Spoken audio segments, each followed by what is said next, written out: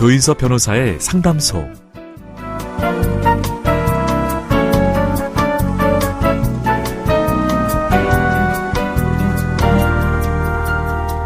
바둑 대국에서 고수는 바로 구경꾼들이라고 합니다. 한 발 뒤로 물러선 채로 바둑판 전체를 볼 수 있기 때문이죠. 새해 첫날의 결심도 시들해지고 어쩐지 무리수를 두고 있는 것 같다면 한 걸음 뒤로 물러나서 좀 더 멀리 봐도 좋을 것 같습니다. 조인석 변호사의 상담소 지금 문을 열겠습니다.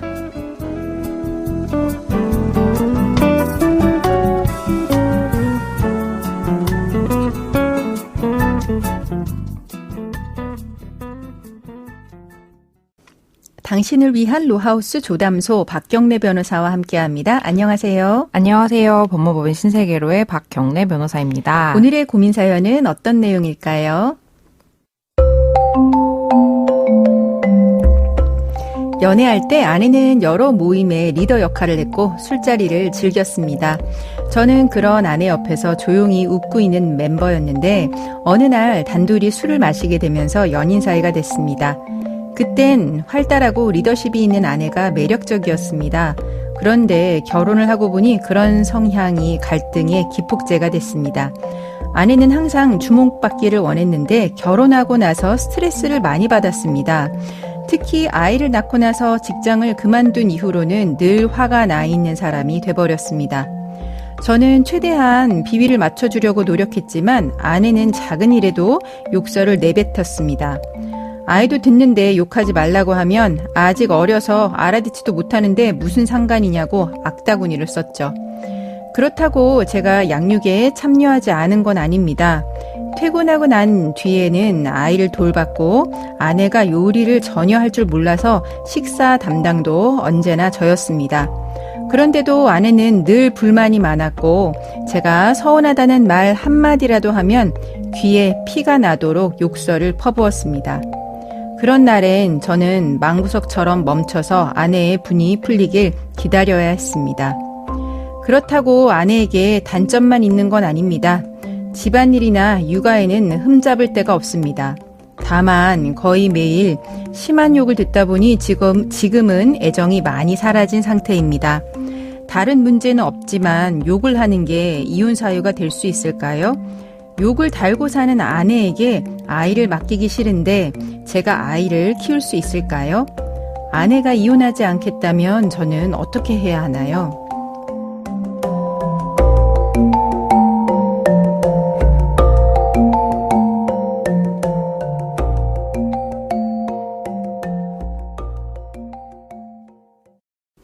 조인석 변호사의 상담소, 욕설을 일삼는 아내와 이혼하고 싶어하는 남편의 사연이었습니다. 아내가 저렇게 화를 많이 내고 욕을 한다니 사실 애정이 사라질 수밖에 없을 것 같긴 한데요. 또 두 분 모두 그냥 상담을 받아보셔야 되는 거 아닌가 이런 생각도 들어요.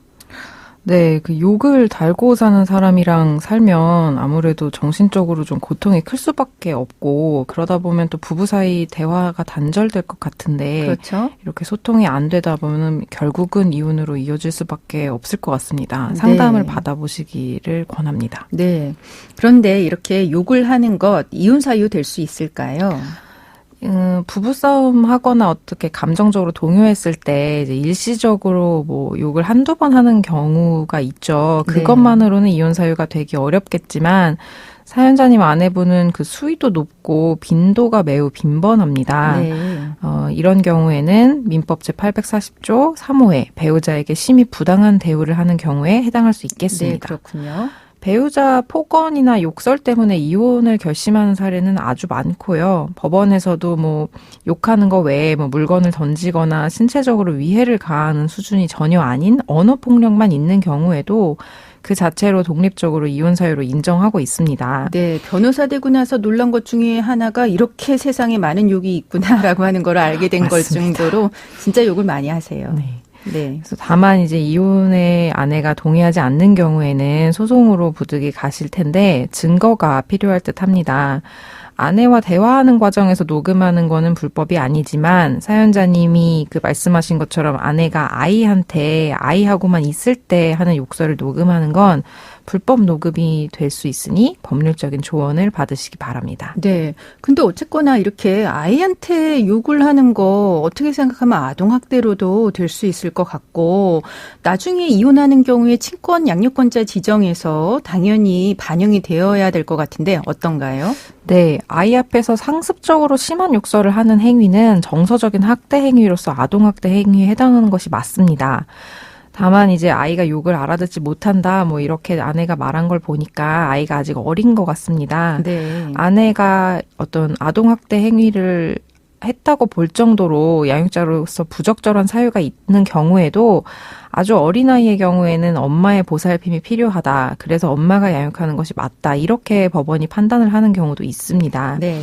사연자님께서도 아내가 욕설하는 거 외에는 집안일도 잘하고 아이도 잘 보살핀다고 하셨거든요. 네, 그렇긴 한 것 같아요. 네, 그래서 사연자님께서 자녀의 친권자 양육자로 지정되기를 구하신다면 아내가 양육자로서 부적절한 사정이 있다는 것을 입증할 증거를 꼭 확보하시기를 바라고 또 사연자님께서 보조양육자, 아이와의 유대관계 이런 것들이 좋아서 아이의 복리를 고려할 때 아내보다 사연자님이 더 나은 양육자라는 사정을 적극적으로 소명하시기 바랍니다. 네, 그러면은 이제 사연자분이 이혼을 원하기는 하세요. 하지만 약간 한편으로는 미련이 좀 있는 것 같은데 네. 이런 상황에서 법원에서 도움받을 수 있는 절차 있을까요?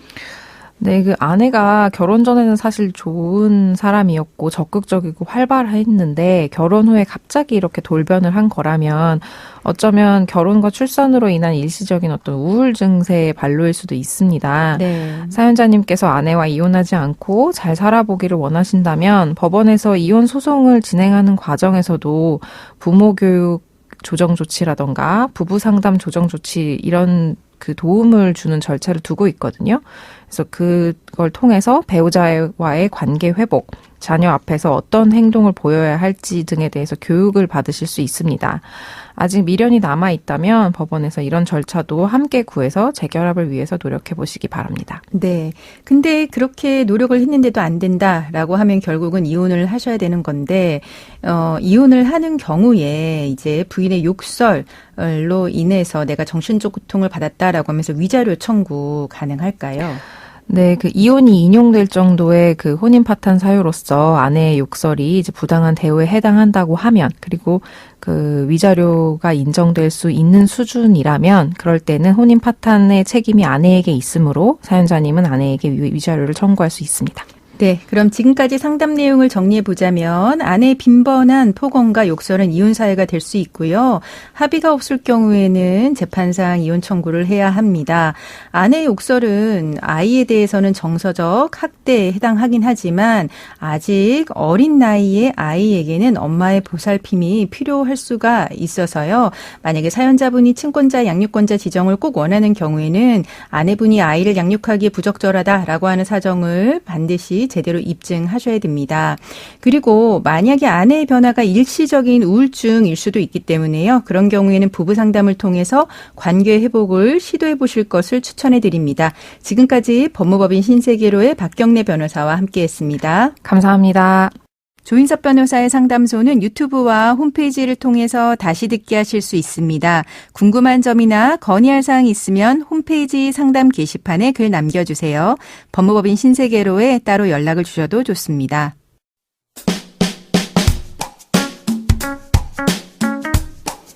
알아두면 쓸데있는 법률 이야기 알쓸법 시간입니다.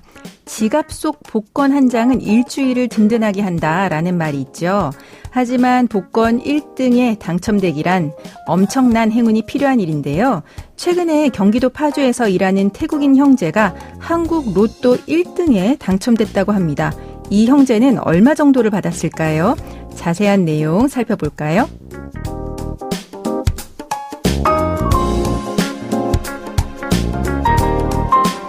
태국 태국 매체에 따르면 태국인 형제는 지난 1월 18일에 있었던 로또 추첨에서 당첨 번호를 모두 맞춰서 1등에 당첨됐습니다. 그 회차의 당첨자는 총 7명이고요. 각 당첨자는 40억 6,637만 원을 받습니다. 세금을 제외하면 약 27억 5,700만 원입니다. 그런데 한국을 방문한 외국인이 한국 로또에 당첨될 경우 국내 거주자 여부에 따라서 세금이 다르게 부과된다고 하는데요. 국내 거주자로 인정이 되면 내국인과 동일한 세율이 적용이 되고요. 비거주자의 경우는 해당 국가와의 조세 조약에 따라서 세율이 정해집니다. 그렇다면 외국인인 태국 형제는 얼마 정도 받게 될까요? 태국 현지 매체와 SNS에서는 태국인 형제가 한국 복권 1등에 당첨이 돼서 약 9,600만 바트를 받게 됐다.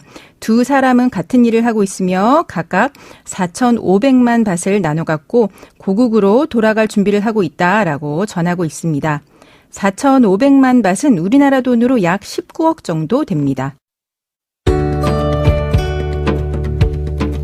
조인섭 변호사의 상담소, 조담소는 언제나 당신과 함께합니다. 끝곡으로 빌리 조엘의 My Life 들려드리면서 저는 이만 인사드립니다. 지금까지 로이어 조인섭이었습니다.